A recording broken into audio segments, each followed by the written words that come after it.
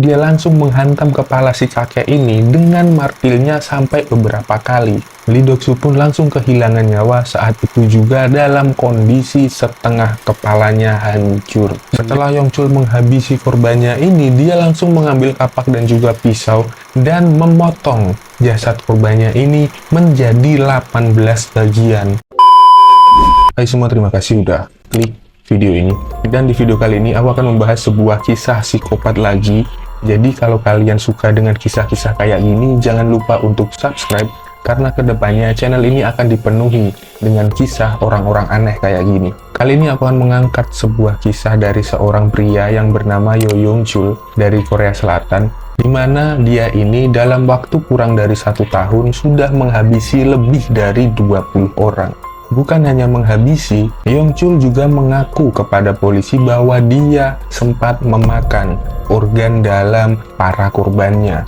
Simak kisahnya sampai habis di Night Phobia. Yo Yongchul lahir pada 18 April 1970, di mana dia ini dilahirkan dari keluarga yang kurang mampu. Bahkan hidupnya ini susah banget. Untuk makan aja mereka harus kerja keras terlebih dahulu. Masa kecil Yongchul bisa dibilang sangat pahit, karena selain dia hidup di bawah garis kemiskinan, dia juga sering menjadi korban KDRT oleh bapaknya sendiri. Saat dia mabuk, bapaknya ini sering menyiksa Yongchul sebagai pelampiasan. Beberapa tahun kemudian, bapaknya Yongchul ini menikah lagi dengan wanita lain dan menceraikan ibunya Yongchul. Awalnya Yongchul memilih untuk hidup bersama bapaknya dan ibu tirinya, tapi kehidupan di sana bagaikan neraka, di mana dia bukan hanya disiksa oleh bapaknya, tapi sekarang ibu tirinya juga ikut-ikutan nyiksa dirinya. Merasa tidak kuat dengan semuanya, akhirnya dia pun kabur dan kembali kepada ibu kandungnya. Sampai di sini kehidupannya bisa dibilang normal lah, seperti anak-anak pada umumnya. Yongchul mempunyai hobi menggambar dan dia bercita-cita ingin menjadi seorang pelukis. Nggak tahu ya kenapa para psikopat ini rata-rata punya hobi menggambar. Namun karena dia ini menderita buta warna, jadinya dia harus mengubur dalam-dalam impiannya tersebut. Kehidupan masa kecil yang begitu keras membuat Yongchul tumbuh menjadi remaja yang suka melakukan tindakan kriminal. Di masa remajanya, Yongchul ini bekerja di sebuah toko perlengkapan pernikahan di siang hari. Dan di malam harinya dia ini nyambi, kalau nggak mencuri, ya merampok. Dan akhirnya pada tahun 1993, dia ini memutuskan untuk menikahi seorang perempuan yang bernama Hwang. Dan di tahun berikutnya, mereka berdua dikaruniai seorang putra. Menjadi seorang ayah dan juga suami tidak membuat hobi kriminalnya ini dia tinggalkan, malah dia kasih naik lagi levelnya.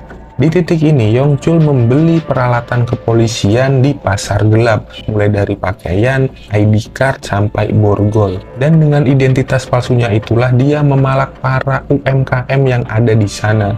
Puncaknya pada tahun 2000, Yongchul menggunakan identitas palsunya ini untuk meruda paksa seorang gadis berusia 15 tahun. Karena kasus inilah akhirnya dia ditangkap polisi dan dipenjara selama kurang lebih 3 tahun. Bak jatuh tertimpa tangga di masa-masa awal dia menjalani hukuman, istrinya menceraikan Yongchul secara sepihak.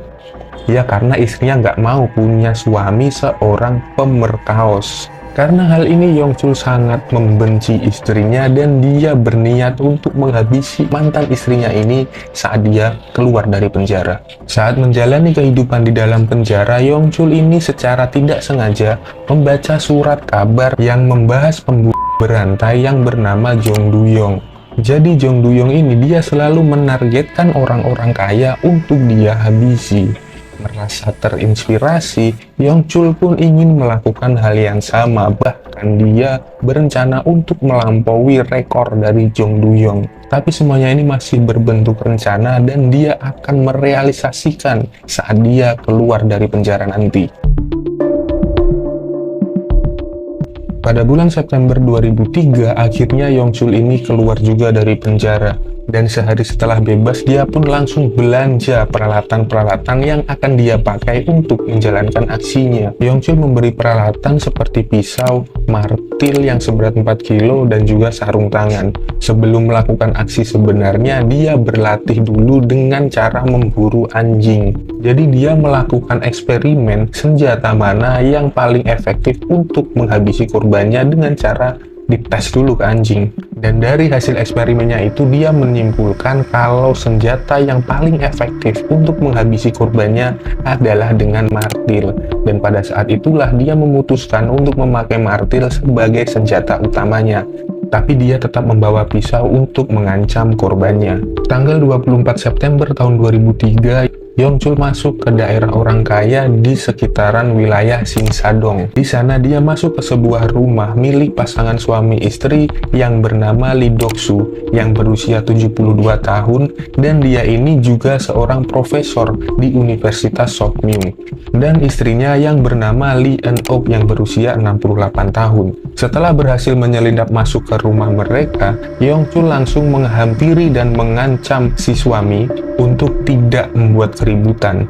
Setelah itu dia langsung menghantam kepala si kakek ini dengan martilnya sampai beberapa kali. Lee Doksu pun langsung kehilangan nyawa saat itu juga dalam kondisi setengah kepalanya hancur. Mendengar keributan yang terjadi, istrinya pun langsung datang menghampiri. Belum sempat kaget, dia langsung disambut dengan hantaman martil dan hantaman-hantaman berikutnya yang membuat dia langsung kehilangan nyawa juga. Sebulan kemudian, Yongchul melakukan aksinya lagi, dan kali ini dia beroperasi di wilayah Jongno-gu. Di sana dia menghabisi 3 anggota keluarga sekaligus. Di bulan depannya lagi, tepatnya pada bulan November tahun 2003, Yongchul kembali menghabisi 3 orang, kali ini di daerah yang berbeda. Yang pertama, dia menghabisi seorang ibu rumah tangga di daerah Gangnam, dan yang kedua, dia menghabisi 2 orang sekaligus, yaitu seorang kakek dan juga pembantunya di daerah Jongno-gu. Polisi yang menangani kasus ini pun kebingungan dengan apa yang terjadi, karena antara korban satu dengan yang lainnya tidak ada keterikatan, dan barang-barang di rumah korban tidak ada yang hilang. Polisi hanya dibekali dengan rekaman CCTV, itu pun kualitasnya 3GP, sehingga mereka sangat kesusahan untuk mengungkap siapa dalang di balik semua ini. Setelah aksi terakhirnya ini, Yongchul berhenti sejenak dalam melakukan kegiatan psikopatnya, karena dia sekarang sedang sibuk jatuh cinta. Jadi Yongchul ini jatuh cinta terhadap seorang cewek dan memutuskan untuk berpacaran. Tapi belum lama pacaran, si cewek ini langsung ninggalin Yongchul karena dia baru tahu kalau si Yongchul ini ternyata adalah pelaku dari kasus ruda paksa anak di bawah umur beberapa tahun yang lalu. Karena kejadian ini pun dia jadi makin benci dengan yang namanya perempuan. Setelah dicari tahu data dari mantan pacarnya ini lebih dalam, Yongchul mendapatkan kesamaan antara mantan pacarnya ini dengan mantan istrinya, di mana mereka berdua pernah bekerja di tempat panti pijat plus-plus. Dari sinilah dia mulai membenci semua wanita yang bekerja di tempat yang sama. Dan Yongchul langsung mengubah targetnya yang tadinya orang-orang kaya menjadi para pekerja wanita malam. Pada bulan Mei tahun 2004, dia pun kembali mengaktifkan mode psikopatnya. Awalnya dia menghubungi via telepon pemilik rumah bordir untuk menyewa jasa karyawannya. Jadi di Korea sana, untuk memesan wanita penghibur itu sama seperti memesan makanan. Bisa request dan bisa COD-an. Setelah wanita yang dia pesan datang ke tempatnya, ya awalnya mereka bercocok tanam terlebih dahulu. Setelah selesai melakukan kegiatan haramnya inilah, Yongchul langsung menarik korbannya, membawanya ke kamar mandi, dan menghabisi mereka. Setelah Yongchul menghabisi korbannya ini, dia langsung mengambil kapak dan juga pisau dan memotong jasad korbannya ini menjadi 18 bagian. Gilanya lagi, dia bahkan sempat-sempatnya makan jeroan para korbannya ini yang katanya untuk menyucikan dirinya. Pada rentang bulan Mei sampai bulan Juli, Yongchul ini sudah terhitung menghabisi 11 wanita pekerja malam. Berbeda dengan kasusnya yang pertama di mana dia menghabisi orang-orang kaya yang tentunya akan menarik perhatian media. Kasusnya yang sekarang tidak diperhatikan sama sekali oleh media karena korbannya adalah para pekerja malam yang sadar dengan hilangnya orang-orang ini, ya pemilik rumah bordirnya sendiri atau maminya mereka lah. Awalnya si mami ini menganggap kalau karyawannya yang hilang itu melarikan diri atau kabur, tapi lama-kelamaan kok jumlahnya tambah banyak.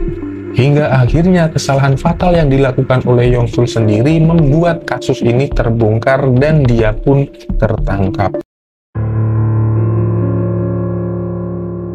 Jadi Yongchul menghubungi kembali pemilik rumah bordir untuk memesan jasa karyawannya. Yang dia tidak sadar, Yongchul ini menelpon menggunakan handphone salah satu korbannya. Nah, untungnya si mami pemilik rumah bordir ini kenal dengan nomor tersebut. Saat diangkat, kok yang bicara laki-laki. Meskipun merasa janggal, dia tetap berpura-pura melayani si penelpon seperti biasanya. Tujuannya untuk dia datangi sendiri dengan membawa polisi. Setelah telepon ditutup, pemilik rumah bordir langsung menghubungi polisi dan melaporkan semua kejanggalan-kejanggalan yang terjadi.